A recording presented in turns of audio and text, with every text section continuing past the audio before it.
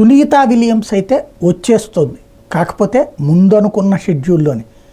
సునీత విలియమ్స్ని తీసుకురావడం కోసం అని చెప్పేసి ప్రత్యేకించి ఏర్పాటు చేసినటువంటి స్పేస్ వెహికల్ చిన్నపాటి ట్రబుల్ వచ్చింది అనేటప్పుడు నిన్న మళ్ళీ ఉలిక్కి పడ్డారు అందరూ, పాపం ఆమె పరిస్థితి ఏంటని. కానీ అది సెట్ రైట్ అయిపోయింది. ప్రస్తుతానికి అది ఆల్రెడీ వెళ్ళిపోయి ఐఎస్ఎస్కి చేరిపోయింది.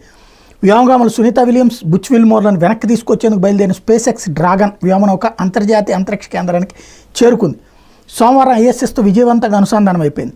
కాసేపటికి అందులోని వ్యోమగాములు నిక్ హేగ్, అలెగ్జాండర్ గోర్బనోవ్ ఐఎస్ఎస్లోకి ప్రవేశించారు.